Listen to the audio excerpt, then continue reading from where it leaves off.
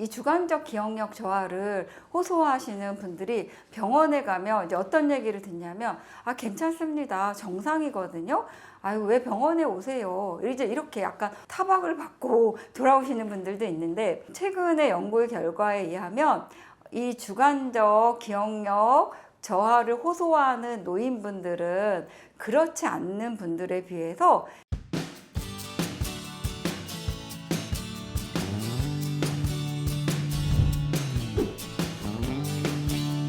안녕하세요. 네, 이은아의 치매를 부탁해 신경과 전문의 이은아입니다. 제가 이번 시간에 여러분들과 함께 나눠볼 주제는요, 기억력 저하가 결정장애와 치매를 부른다입니다. 아, 원장님, 기억력 저하가 결정장애와 치매를 부른다고요? 그럼 저는 어떻게 살라고요?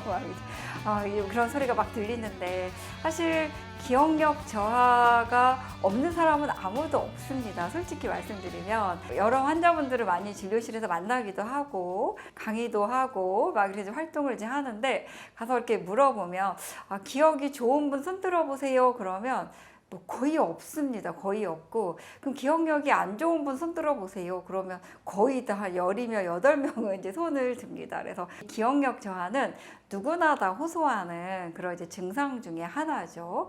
그런데 실제로 우리가 기억력 저하는 세분화할 수가 있습니다. 여러분들이 그냥 이 기억력 저하라는 이 통 안에는 그냥 이렇게 주관적인 기억력 저하가 있고, 그 다음에 객관적인 기억력 저하가 있습니다.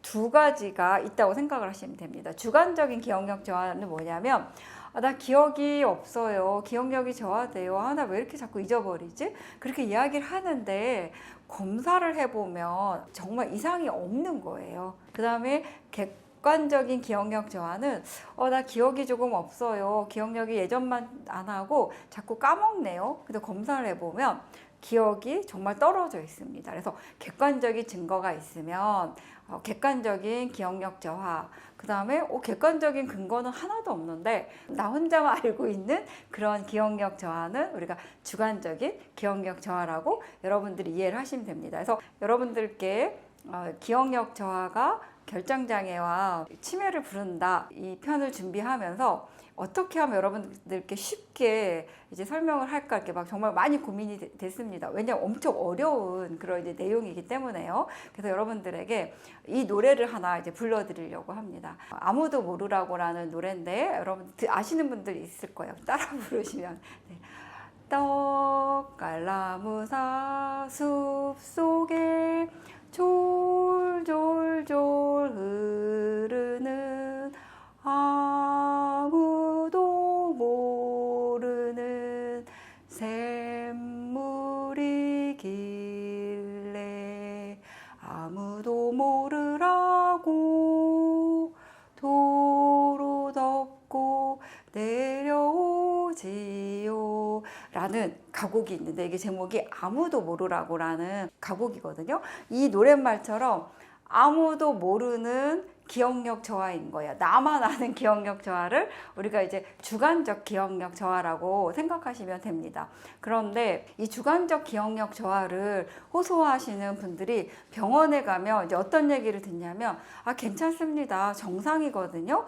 아유, 왜 병원에 오세요? 이제 이렇게 약간 타박을 받고 돌아오시는 분들도 있는데, 최근의 연구의 결과에 의하면 이 주관적 기억력 저하를 호소하는 노인분들은 그렇지 않는 분들에 비해서 인지기능 저하가 더 쉽게 생기고, 결국에는 경도인지 장애나 치매로 더 쉽게 진행이 된다는 연구들이 보고되고 있습니다. 그래서 주관적인 기억력 저하, 아무도 모르는, 남들은 모르고 나만 아는 그런 기억력 저하를 호소하는 분들이 이렇게 연구를 해봤더니, 검사에서 기억은 괜찮을지 모르지만 집행하는 기능이 떨어졌다라는 그런 보고들이 있습니다. 이 집행하는 기능은 쉽게 말하면 수행하는 기능인데요.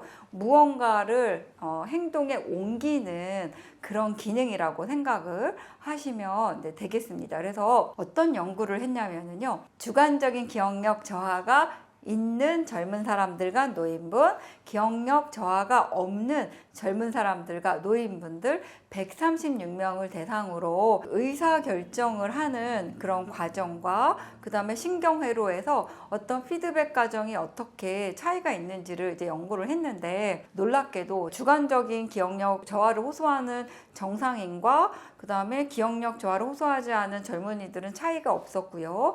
주관적인 기억력 저하를 호소하는 노인분들에게서는 이 의사결정을 하는데 장애가 생기고 있다는 것을 우리가 관찰할 수가 있었습니다. 그것뿐만 아니라 부정적인 결과, 내가 평가를 잘 못할 거야, 이 결정을 잘 못해, 그런 어떤 부정적인 피드백이 뇌 신경회로에서 처리되는 것을 알 수가 있었습니다. 그래서 뇌파에서 보면 전두엽이라고 하는데요. 이게 전두엽 중에서도 이 앞쪽에 있는 뇌 부분을 우리가 전두엽이라고 합니다. 이 전두엽이 하는 일이 어떤 일을 수행하고 집행하는 그런 결정을 하는 그런 구조거든요. 그런데 이 전두엽에서 작동하는 그런 세포들의 반응을 보는 그런 뇌파 검사에서 훨씬 더 반응률이 늦게 나왔다라는 그런 연구 결과가 이제 밝혀졌습니다. 이 연구에서의 어떤 핵심은 아무도 모르는 그런 기억력 저하가 아니라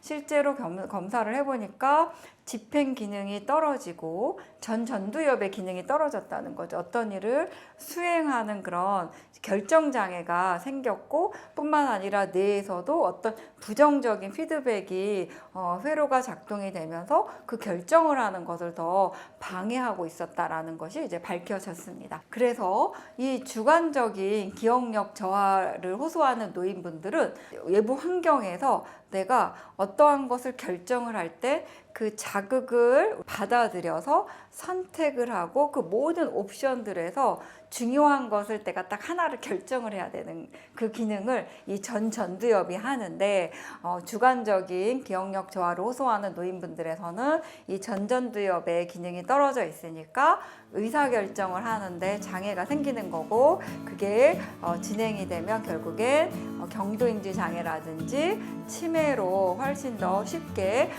진행이 된다라는 그런 연구 결과가 이제 밝혀진 거죠. 그래서 여러분들이 아무도 모르는 그런 기억력 저하, 나만 알고 있는 이런 주관적인 기억력 저하를 호소하는 것도 사실은 뇌에서 뭔가 고장이 났다라는 그런 사인, 신호일 수가 있거든요. 그래서 이런 주관적인 기억력 저하가 반복이 되고, 그 다음에 내가 어떤 의사결정을 하는데 좀 시간이 걸리고 결정을 잘 못하겠다, 이런 행동이 반복이 된다면 이런 그 전두엽의 기능이 문제가 생기고 있는 건 아닌지, 또 치매 정밀 검사도 좀 받아보고, 그 다음에 뇌 기능을 평가하는 뇌파 검사 같은 것도 좀 받아볼 수도 있고, 이런 것으로 인해서 치매가 진행이 되는 것을 놓치지 않고 조기에 발견해서 치료를 할 수 있었으면 좋겠습니다. 좀 도움이 되셨나요? 도움이 되셨다고 하시면 좋아요와 구독을 꾹 눌러주시고 많은 분들께 널리 알려주십시오. 저는 다음 이 시간에 찾아뵙도록 하겠습니다.